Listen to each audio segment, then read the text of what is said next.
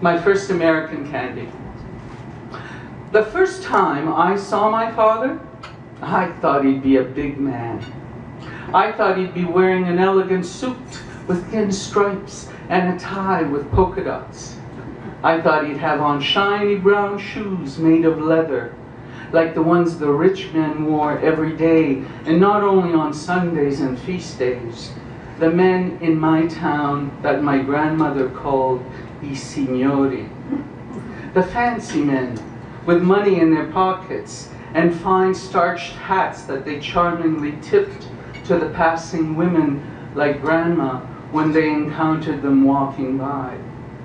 The men with the thin mustaches that curled at the ends and their hair smoothed down with greasy brillantina. These were the men who didn't chew tobacco but smoked cigarettes with filters and gulped their coffee while standing at the bar in the town's cafes. In the mornings they sat and read newspapers. In the afternoon they sat and argued about what they had read that morning in the papers, complaining endlessly about the state of the country and about those who were in charge of its fate. These were the men who always paid for coffee with paper bills and never looked at the change. They sat with their legs crossed and their elbows on the tables as if they owned all the tables and chairs of the world and could sit in them forever. Ah, quelli sì che sono signori, Grandma would say whenever she saw them in the piazza, sitting outside the bars, wasting away the hours.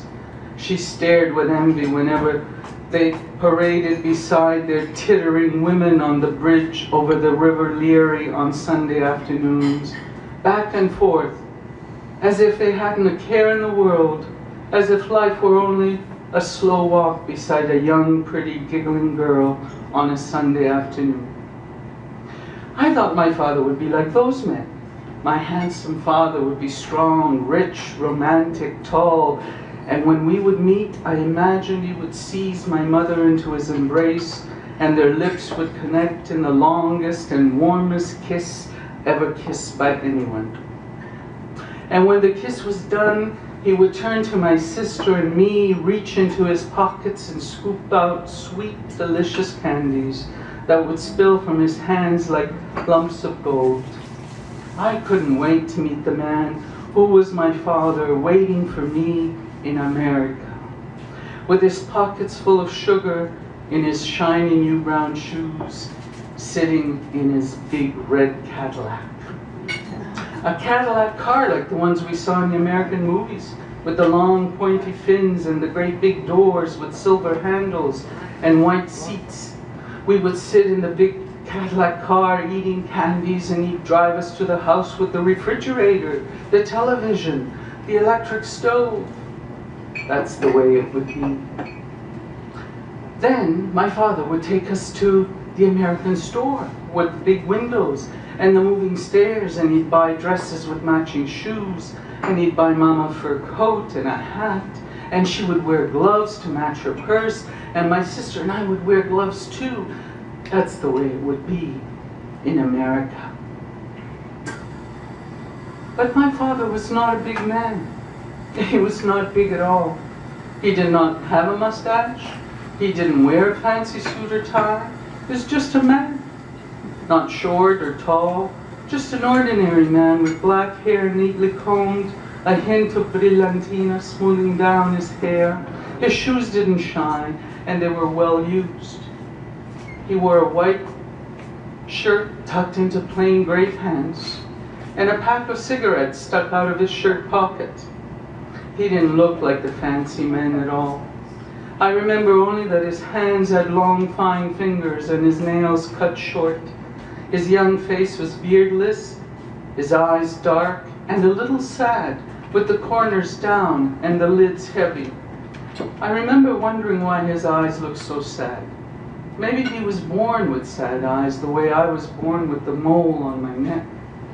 Grandma used to say that sad people were born under the wrong star.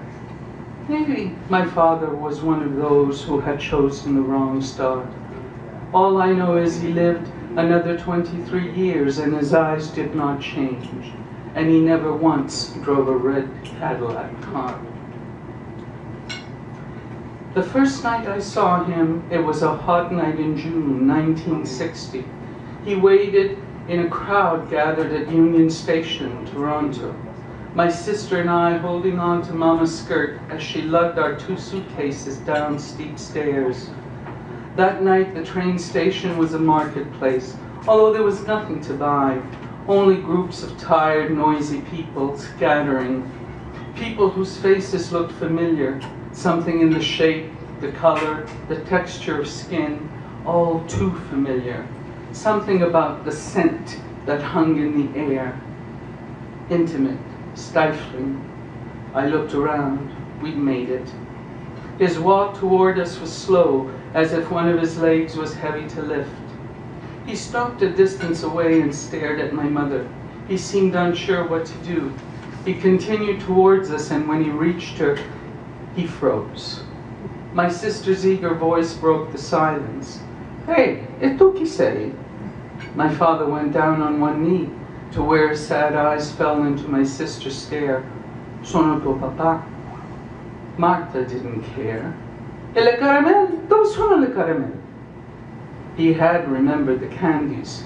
He would always remember the candies in years to come. Stretched, he searched his pocket, and out came assorted lumps and glittery papers. Martha reached for them and began tearing away at the crinkly treasure.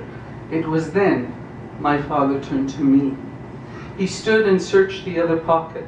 His hand opened, and resting in the fine white skin of his palm were 3 large nuggets. He reached for my hand, and with his slightly quivering fingers placed the nuggets in my cupped palms. "Ciao, Teresina. Ricordi, sono papà." I took the candy, immediately unwrapped it, and as I put it in my mouth, I watched him take my mother in his arms, kiss her awkwardly, as if he had forgotten how it was done. The sugary lumps were chewy and melted slowly. I remember thinking it was the sweetest candy I had ever tasted. My first American candy, I later learned, was maple caramel and made in Canada.